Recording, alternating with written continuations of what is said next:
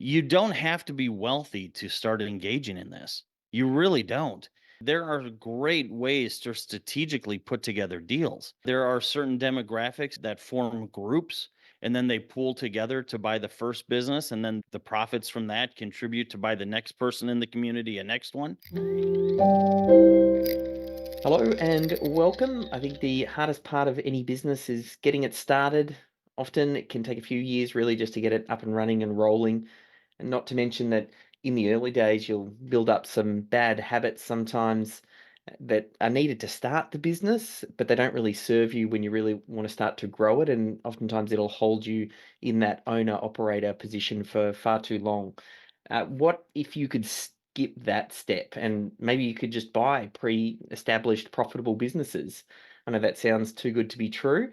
And I think this idea of growing through acquisition, which we'll explore a little bit more about, it really is the tip of the iceberg here because it is the quickest path to growth as you're looking to grow and scale your business. Typically, I've been on the other side of the equation, which is selling businesses, but in every transaction, when there's a seller, there's going to be a buyer as well. So we want to explore that. And today we've got Josh Tolley, who's the author of a new book just released called Acquisitional Wealth. And I'll put a link through to that. But he's a talk show host, business trainer, M&A strategist, is the chairman of a holding company that has multiple million-dollar businesses in a broad variety of different industries. So I think you're really going to enjoy what we're going to talk about today. So first things first, though, just wanted to welcome you to the podcast, Josh. Oh, David, thank you so much for having me. It's great being here, man. Yeah, rock and roll. Maybe just to start, being a bit of a systems and a process guy myself, I'm curious, do you see yourself as a systems and process person? Really, I don't. Yeah. I value the people who are, of course. I try as much as I can to adhere to systems and processes, but I tend not to be. That's Yeah. just kind of the way I am. But the systems and processes are definitely valuable. I'm more of a big picture. What's the overall strategy? What sort of moves do we have to make? Sort of person. Yeah, I kind of got that feeling looking at the table method, which I know you have this. You might not see yourself as a Yeah. systems guy, but it kind of feels like a systematic approach to business in that you break business up into four components and you're looking at, Yep. business from a high level. I don't know if you can just run us through those four legs. Yeah, well done you. I've done dozens of interviews recently because of the book, and you are the first person to ask about the table method. That's awesome, man. So, that's my attempt to create a system. And what I've discovered, I've been doing entrepreneurship since 1995. So I've been doing this a minute, and I've owned dozens and dozens of businesses. And what I've realized, if your business is under about 250 million in value, you're not as unique as you think you are. You're really not. And just like a car, a naturally aspirated car anyway, just like a regular car doesn't start and run for only a few things. It's either compression, fuel, spark, or air, right? There's only four things, doesn't matter if it's a Ferrari or a Ford, those four things. The same thing is true with businesses. A business that's not growing and is not secure and is not successful doesn't matter how unique you think you are. There's only four areas, which I call table legs, that are responsible for that. And your first one is what we call BAMPS, which is branding, advertising, marketing, PR, and sales. So basically, the public facing side of the business. Your capital management, which would be leg number two, your deals, mergers, and acquisitions, which is leg number three, and then your least important leg, ironically enough, is actually what your business does for its product or service to the market. So if we can enhance those four legs, then you can make the table stronger and stronger. And then, of course, to use the analogy through that tabletop, then is able to hold more of the potential of whatever you want life to hold. Mm. It's funny, even as you describe that, I see that as a system. So maybe that's just my Sure. systems brain. I kind of see like business is a system and it's made up of these subcomponents. And Yeah. I mean, you've identified the four just there. And if you if any one of those subcomponents aren't healthy, it's going to bring down the health of the overall business. So it's kind of like probably key to get all of those firing. Um, with that framework, because I think that's like a really rock solid framework to then think about business. When you go down the path of then thinking about growing through acquisition and buying businesses, what is it that you're looking for? Are you looking for businesses that are strong in those areas, or things that are weak and then you can say, oh, I can buy it undervalued and I can install this bit and quickly add value? How do you think about that? Well, I think it depends on who the buyer is and what the objective is, right? So let's just take three sort of common examples. If you are a person who's been employed your whole life, you might have some savings or some friends that are getting together to buy a business because now it's popular on social media. I would not recommend buying a business for a dollar or what's called a distressed asset. Even though it's possible, I wouldn't do it. If that's your first sort of launch into entrepreneurship, you want something that's sort of recession resistant, has a 5 year or longer track record, has five or more employees, has 1 million in revenue or more. You're looking for something that you can kind of jump into and know with pretty rock solid certainty that it's just going to produce revenue and afford your sort of lifestyle. Now, that next phase is, let's say you already have a business and you're looking to grow through acquisitions. Well, then you're looking to kind of fill in the parts that you don't have. If you need a larger sales staff and a competitor has the sales staff, well, then just buy the competitor. It's typically cheaper than hiring all new people anyway. And as soon as you buy them, you get to enjoy the profits that that business was already generating. And depending on the sort of banking that you go through, a lot of those acquisitions can be little to literally no money down because it's an expansion loan, not really an acquisition loan. So you can acquire the growth you want relatively affordable. Now, let's say you're successful at that, you are making the money that you want to make, and now you're starting to look for your unicorns or your home runs. Then you might be looking at some distressed sort of assets. I've purchased a number of businesses for a dollar. I wouldn't make it my first, second, or third acquisition, but I own a gob of these things now, David. So now I'll look for that island of misfit toys, the business that doesn't quite work well, whether Mm. it's the owner that's in place or they don't understand the market they're in or they're pointed in the wrong direction. And then I'll buy it and do a turnaround. So it all kind of depends on where you are and what the objective is.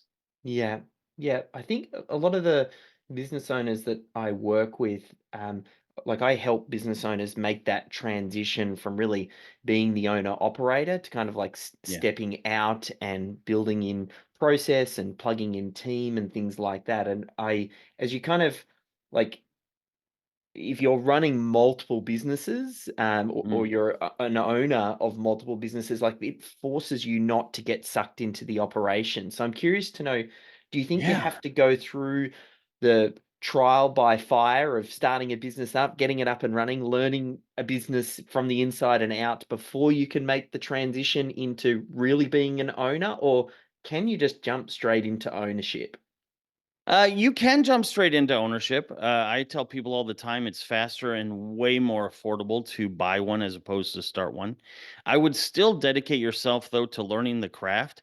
And that's true even if you're starting a business. I find way too many small business owners and not enough entrepreneurs. And Yeah. those are the people who kind of, to what you were describing, kind of get sucked into performing whatever that business performs. I tell CEOs that I interact with all the time, every hour that you're in your office, you're costing yourself a fortune. And we have this process if we're going to acquire a business or buy into a business. I just say, okay, now it's time to elevate you to chairman, which means get out of the office and let that sort of table method with the systems and teams that you put in place, let it run the business itself. So it really kind of depends. As long as you have the mindset to want to master the craft of business as a whole, as opposed to master the of that specific business, that's really the largest indicator in my experience as to whether somebody's going to be successful or not. Mm.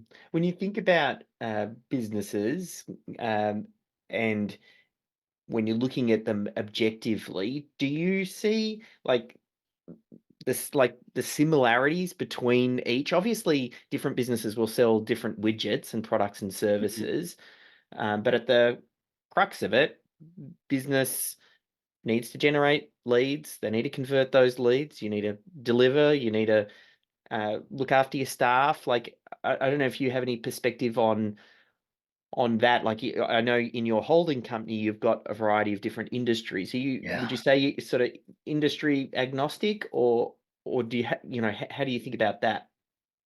I think as far as being successful in a business, I'm pretty agnostic. Like I kind of said, leading into the table method, businesses under 250 million in value are Yeah. pretty much all the same. They're not nearly as unique as they think they are. A guy who's trying to grow a restaurant and a lady who's trying to sell blinds, they're not different. It's really the same business. And Yeah. once you realize that, being successful in whatever business becomes kind of, as reliable as gravity. Once you Mm. get above a certain level and you start dealing with, international trade or metallurgy coming out of war zones, then you can, get into you're unique and you have your own situations. But prior to that, it's pretty much the same game, just a different colored bat. Yeah. Yeah. And when you're looking at elevating, let's say, that owner out to that chairman Yeah. role, what are some of the steps you go through? Like, again, when you're holding a hammer, everything looks like a nail. For me, I just default to process. Like, how are things being done, and how do we transition that, and how do we plug team in behind that? I know you said that Yeah. you don't see yourself as a systems person, but I'm curious to know what role you see systems and processes in that stage. After talking to you, maybe I am a systems person and I didn't realize it, maybe. I think one of the first things I tend to do is kind of reconnect with the purpose and the reason they are in the business in the first place. What I find happens is after about 5 years, 4 years, business owners tend to find their identity in owning that business. And that's a terrible way to live, first off, but it's also extremely restrictive. And they have a really hard time letting go because they are that business. So Mm, we start with defining what was the idea in the first place, what's the objective, what are you hoping the business achieves? And typically it's once they have money, it's legacy and family, so then we'll start getting them focused on larger goals, as in what's next that's more fun and more advantageous to that larger goal. It's kind of like when my little 6-year-old son goes to the dentist. If the only thing on that day is the dentist, his day is going to be defined by going to the dentist. If that day also has the dentist and we're going to an amusement park, then the dentist just becomes part of something that's much more defined by what was coming at the end. And we have to do the same thing with a lot of these owners. And the longer they're in there, the harder it is to get them out of that mindset. But that's step one. Step number two is kind of defining and doing a survey of sorts as to which of, in at least the way I run it, which of those four legs, those table legs, which one needs the most help, which one's bleeding. Usually it's not operations because that's what's been keeping them in business and they're pretty good at whatever it is they're doing. It's usually those other three. And as we start developing the strength in those other three, there's a natural tendency to start to realize, hey, I don't have to hold on to this thing as hard as I thought I did in order for it to be successful. Because when you only have a one legged table and you're trying to keep everything balanced, yeah, you're going to work hard. It's going to be the only thing you think about. But when you have a four legged table, you don't even have to be in the room. mm, So it's allowing them to kind of experience that while we're working on the mindset to get out. yeah. And Good is it question a though, Dave. do you have like a crack team that comes in and you go, great, here's my marketing person, here's my Yep. salesperson, and obviously you'll work with their existing team, and then it's like you're installing this way of thinking, these systems and processes into the business. Yeah, that's exactly it. So we have a group for each one of those legs, and then when we come in and we do an assessment, we look at all of those legs, and then each group kind of identifies things that it can add to, fix, repair, eliminate in that vertical. Yeah, yeah. All right, it's official. You are a systems guy. I can. I think even just the way that you approach it, and then you think, obviously, connecting with the business owner, because then that helps to realign and get you both on the same page with what you're here to do.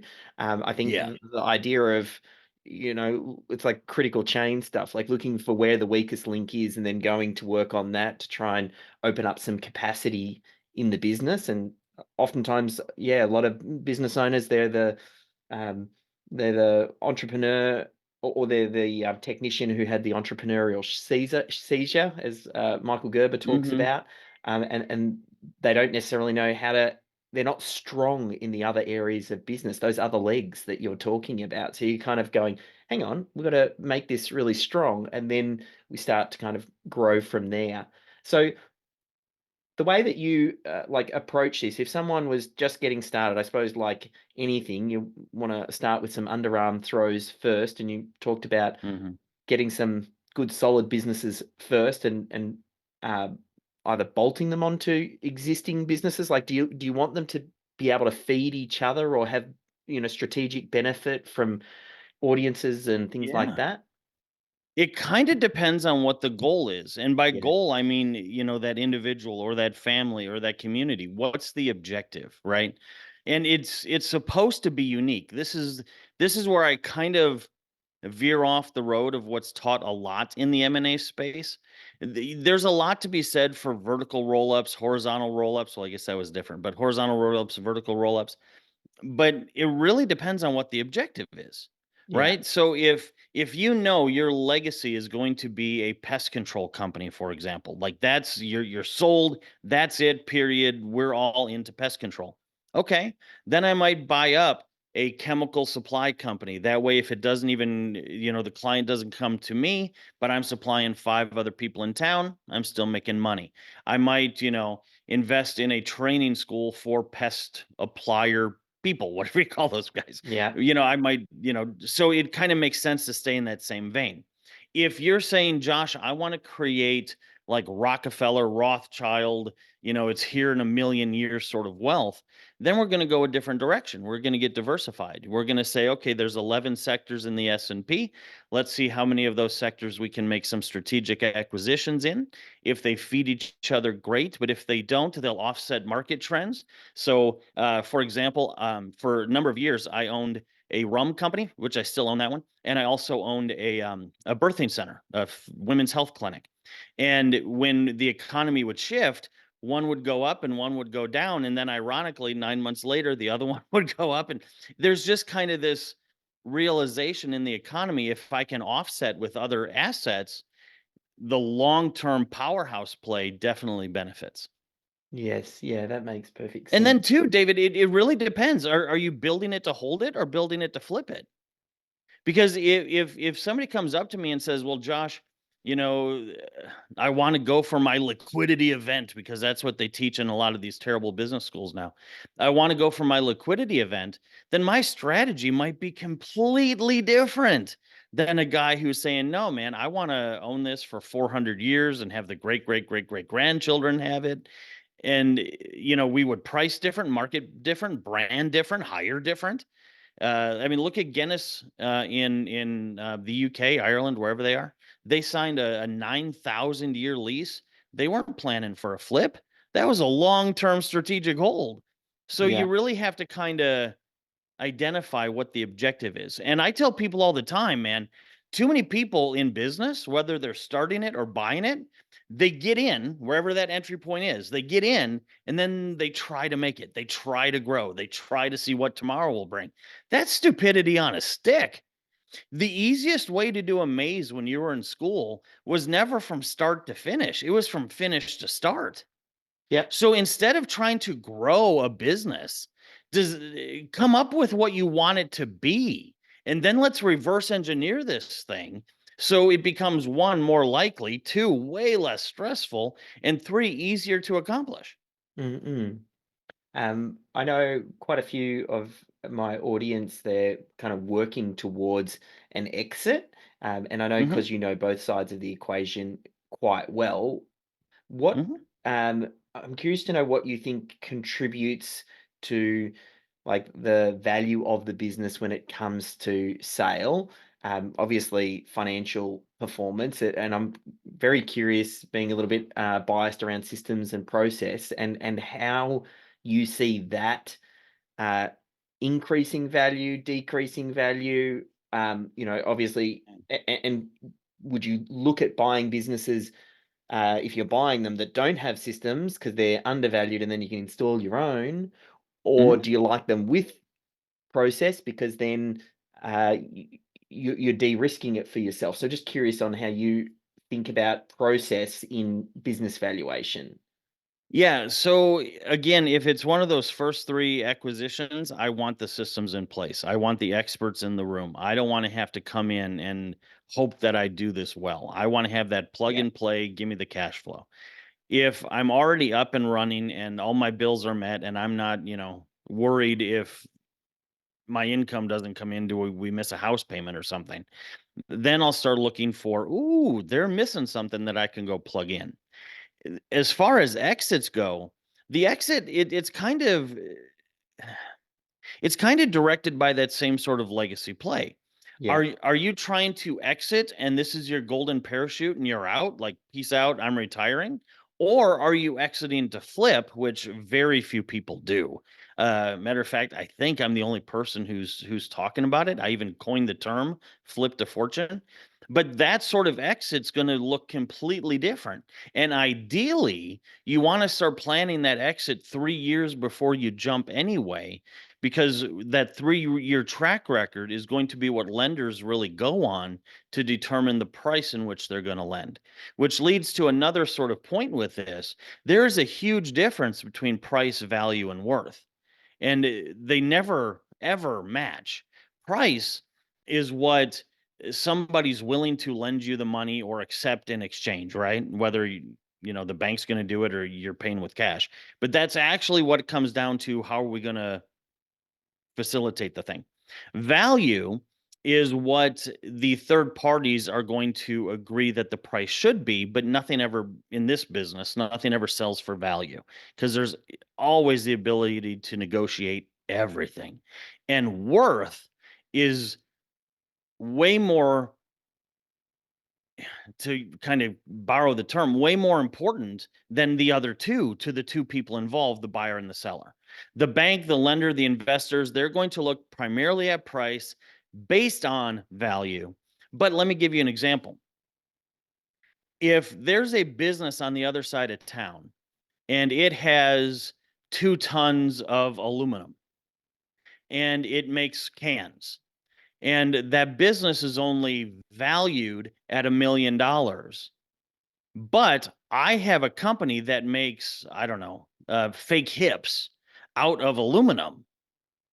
Would I pay $2 million for that $1 million business? Yeah, because I know just the inventory alone, I can convert into replaceable hips and turn it into $10 million in sales. yeah, So the price to the bank and the value to the lender don't match at all what it's worth to me. So yeah. you really kind of have to balance those three little equations to figure it out. How does this line up with whatever you're trying to achieve? And you have to be really careful if you're new at this, because the lenders, the investors, they're going to try to just get you to focus on price and value. Oh, hey, I know you're tuned in right now, so I'll keep this super quick, but you like awesome YouTube videos, don't you? Well, there's not really that many YouTube channels that create great content about how to systemize your small business. So I want to make sure that you catch every video that I publish. So if you haven't already, firstly, give this video the thumbs up and then go ahead and subscribe to my channel. You can even hit the bell notification to make sure that you're the first to know when I publish anything. So go ahead, do it right now. I'll wait a sec and then I'll transfer you back to the video. Yes, yeah. If someone's starting out, um, if we went sort of high level through the framework, and I know you touched on this in the book and in some of your Yeah. material, like if you're going through that um, acquisition process. What are kind of those high level steps? Obviously, we need to think through that. Well, what's your objective? And then you're going to have to go out and start to identify potential deals and offers and deals, and then potentially start to doing some outreach. And but maybe you can walk me through your steps. Yeah, I am not a huge believer in doing the negotiation and the outreach yourself. Even when I buy businesses, I'll have one of my employees do it. I strongly recommend using a broker or some form of intermediary. Sometimes lawyers can work, but there's some reasons you want to do that, and we can dig into that in a minute if you want. But identify what the objective is, identify with the assets you have or the collateral you have or whatever's at your disposal how close you can get to the overall objective, and then move accordingly, right? So if your goal is to make $1 million a year, can you do that right out of the jump, out of college or uni or something? No, no. But you might be able to take some graduation money, buy a small window washing company that's worth, 300 grand, that makes you 100 grand a year. Now you're not in this position where you have to go find a job. You make your own schedule. You can hire some people, maybe buy another one and grow this thing. And in 3 to 4 years, sell it for the full 300. You get 300 as a down payment on a $3 million business. That one should kick you the million a year after. So it might take 2 jumps to get there, but you're there way faster than, putting in those 40 hours a week for 40 years sort of things. Yeah. So that process again, we go back to the idea of getting very clear on what your objectives are, and then Very clear. thinking, well, what are the steps potentially to get there, and then looking at businesses, and then filtering down, and then potentially working with a broker or someone to then approach. Are you thinking, like, do you like to identify businesses that are currently for sale, or businesses maybe that haven't yet thought about selling? What's typically? Ideally, you wanna look for businesses that have not thought about selling. Yeah. Once they've already thought about selling, they already kinda have a price locked in their head. Usually, it's totally wrong, but Yep. they've Googled, "How much is my business worth?" And that never works. But they already have this price locked in their head. They already have this vision of what they're going to do with their retirement money and all that sort of stuff. And it just makes it harder. What you're really looking for is somebody who hasn't even thought of selling, because once you plant that seed, right? Like I have a bunch of companies. I don't plan on selling any of them this week. But if you came in and said, "Josh, I'm thinking about buying your XYZ company. Do you know what at least I'm going to ask you? How much you thinking?" Because I'm in business to make money. That the whole point of this thing is to make money. And I might say no initially. I might say, no, I'm happy." And then next Monday when I'm waking up at 6 a.m. and I have to go back in, and it's gonna start eating at me. And I'm gonna start thinking, you know what? If I sold this thing for $1 million, right? So by just starting those little conversations, or having somebody else do them for you, you're gonna find that almost every business on planet Earth is for sale. You just have to find the one that fits your objective and negotiate. And that's really the kind of key. The key isn't really what the price is. Everything comes down to the terms. I would buy your microphone for $1 billion if I get to set the terms. So you really have to realize deal making, negotiation, and setting terms is where the money is made. It's not in the price. Yeah. Yeah. And I think the opportunity for creativeness in this, like when it comes to terms, like anything is possible. So I think uh, getting very clear on what that business owner wants, and helping them to achieve that goal while also achieving yours, I can see how there's tremendous opportunity in that, because it's a very liquid market and very flexible, and things can kind of move around. So as we kind of move then into, you do some of those initial offers, and you have some initial discussions, and you're planting some seeds, and you're following up and touching base, uh, and then kind of that next stage, moving into some sort of due diligence once you kind of get a green Mhm. light. Yep. Yeah. So how the process typically works is once you've identified a business that you're interested in, you're going to sign an NDA or whatever, the version is where you're from. And it's a non-disclosure agreement, and that allows them to send you the financials. And the benefit to buying a business as opposed to starting one, when you buy it, you know exactly how much this thing is making because you're going to get 3 years of tax records, 3 years of, employment pay stubs, 3 years of profit and loss and balance sheets and all this sort of stuff, right? So you're going to know down to the penny how much this thing is making. Well, if a restaurant made $100 yesterday and I bought it today, who makes the $100 now? I do. Which is why acquisitions is such a reliable way to create wealth because you're buying something that's already doing it, right? So you'll get those documents, and there's two levels of kind of looking at them. Level one is from a tax preparer, CPA, accountant sort of level, which is usually pretty terrible, to be honest. They're just going to make sure 2 + 2 = 5, and they're going to say, well, here you go. That's not where the story really lies. What you're looking for is somebody who knows how to read in between the lines. That's what you're looking for. Because bottom line, it might say, hey, this business makes 200 grand a year. That doesn't tell me anything at all. That's like a coach of a soccer game coaching next year's game on last year's score. So what? What I'm really interested is in those expenses, in those income reports. What are the variables? You spent $40,000 on advertising. Why? What did it do? You have $15,000 listed as office expenses, but you have one computer and a 10-year-old printer. Somebody's lying, right? And I'm serious. It's amazing how many mistresses we find in balance sheets because you can hide a mistress in there. Well, I spent extra money on whatever. But you want to go through there and say, okay, this is where the hidden nugget is because I know I can already market this to this and reduce that cost. I know I can get that supply cheaper than he's getting it. I know, right? So you're looking at it and going, ooh, there's some hidden money in here. The juice that's already exposed, that's going to make it profitable.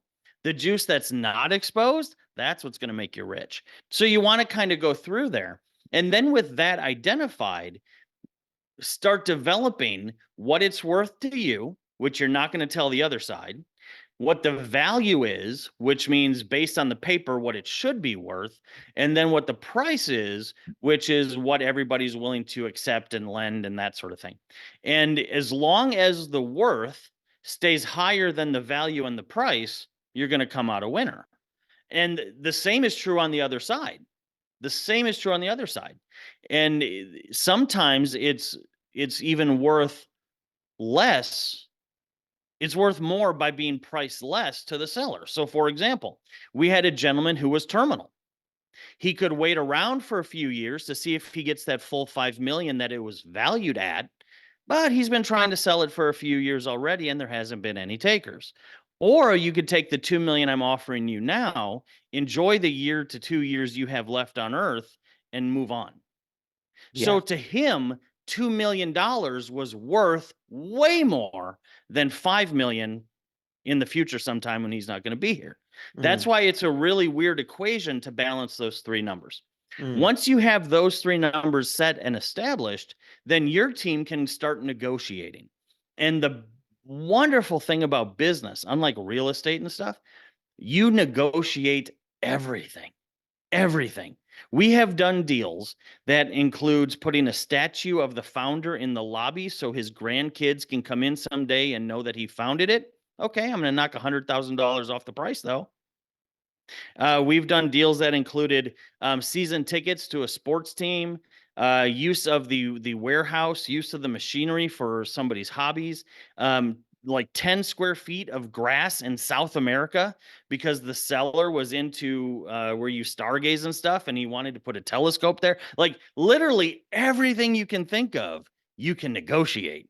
But if you're just dealing with lawyers, CPAs, and bankers who don't know that, they're just gonna go off the money thing, and it's gonna cost you a fortune in the end. mm. Hearing this, I'm wondering where your strength lies. Like, You said, well, I'm going to get someone else to negotiate it. And I've Yeah. got team that will come in and maybe work on some of these legs. Um, the ones that really stood out for me, one is actually sounds like looking through those financials and looking for the opportunities and seeing it. And there's a level of Yeah. creativity that comes with the generating of the deals and connecting with Yeah. what does this person actually want? Okay, well now, so I'm trying to get a sense for where you feel you add the most value in this process. Me personally, that's where I add the most value. I add the most value personally in identifying the worth and then negotiating the deal. So worth and terms, that's my jam all day long. Yeah. I know we're supposed to have those other four legs, and I've identified them, but that's when I send in the other people who are better at doing that than I am.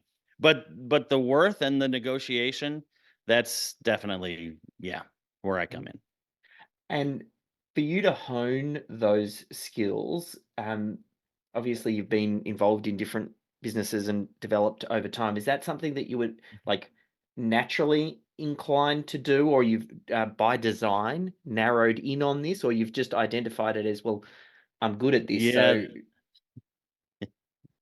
that is something that I I haven't seen any really good courses on it, to be quite honest. It just comes from a lot of experience. As an adult, I've been doing this since '95, but I've been an entrepreneur since I was 12 years old, yeah, and just so much experience. And just start reading scenarios, and business is alive. I tell people all the time, business isn't science, it's art. Like, it's a yeah, living, breathing thing. And if you can start seeing the pulse and the flow of business, it allows you to kind of develop that ability. But it just comes from experience. You can't, this isn't something you can fake. It's not something that you can even, take a great course online and learn. It just takes experience or hiring somebody that has it. yeah. Definitely see that in as you're building out businesses and you're hiring talent. If someone's already seen what great looks like, they've already seen the pattern or the processes or the, hey, this is how this thing needs to be structured, it makes it really Yeah. easy for them to replicate it. Or in this scenario, you having spent that time to see it, you know when a good deal pops up because you've seen it 10 other times and it looks and smells Yep. like a good deal. So it's obvious to you, but that's just time on the wall. Absolutely. And this might seem like a really, really crazy, odd question and totally off subject, but do you happen to have a sister? Don't. No, not that I'm aware of. Okay. Just curious. Keep Um, going. yeah, yeah, no, that's all right. Uh, Now you've completely thrown me. I'm wondering, do I have a sister? I'm not- So, very good. So I was thinking it's either sisters or daughters, but I wasn't quite sure if you had kids, but it was I've got either a kids. sister or a daughter. I've Huh? got two boys. You got daughters? Two boys. Two boys. Two boys? Yeah. So, when you're thinking about your next couple of moves, like, Yeah. what's your vision? Because I know we kind of started at the top, and you're talking about, well, you got to really think about the people that you're working with and getting clear on their vision for those business owners and helping them achieve that, which makes me think you're very clear probably on your vision and what you're trying to optimize for as well. Like what are Yeah. your next couple of steps? Uh, well, there's a couple industries that I'm looking at. I'm looking at rail. I'm really kind of interested in getting involved in rail. I think based on just economic systems and transportation here in the United States, I think rail's a great opportunity. But as far as vision goes, I do, yeah. I kind of want to grow Kingsbridge into an international brand. I think our style and our sort of expertise really lends itself to kind of going global and helping this deal process everywhere.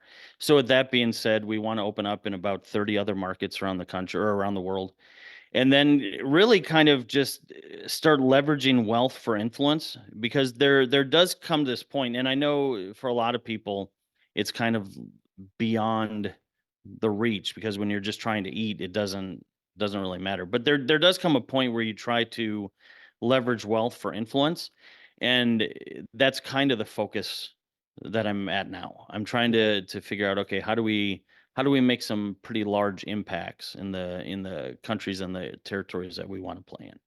Yeah, rock and roll. Well, if people want to keep an eye on what you're up to, I'll definitely link through to the Acquisitional Wealth book. I think that's a great starting point, and we can point them over to joshtolley.com. And I know you've got your podcast and you've got, a wealth of knowledge sitting there for someone who wants to dig in. I don't know if there's any final things you'd kind of like to leave us on. Yeah, I think one thing I think gets not enough attention with this topic of mergers, acquisitions, and stuff is how available it is to a lot of people. You don't have to be wealthy to start engaging in this. You really don't. Mm, There are great ways to strategically put together deals. There are certain demographics that form groups, and then they pool together to buy the first business, and then the profits from that contribute to buy the next person in the community a next one. I've seen neighborhoods do it, churches do it, ethnic groups do it. So there's really no reason not to. yeah. Um, and there's always opportunity. You don't have to acquire 100% of the business. Too often people kind of think it's all or nothing. I either buy the entire company or I don't. Well, what if you only have money to buy 10% of it? Then buy 10% of it. Because now at least you have some equity in something. And as it grows, the value of that equity also grows. And then at some point, you can either lend against the equity that you have or sell it to somebody else for a larger acquisition. But get started with something. Don't just sit by and passively sort of earn income in a sort of laissez-faire sort of way. You have to be kind of strategic and militant as to how you're going to make that money work for you, no matter how much or how little you have. Mm. Definitely feels like you kind of grow through these stages, getting a business up and running and learning it from the inside and out and starting to see yourself as a business and then removing yourself from the operations. And then really you're operating at a different level here where you kind of see a business as its own little system and you can have multiple systems running. So yeah, definitely I love a lot of the wisdom that you're sharing. And uh, I feel like we've uncovered that you're a systems person at heart, so that's a win as well. So, yeah, Yeah, huge thank you for your time today, Josh. absolutely, David. You did a great job.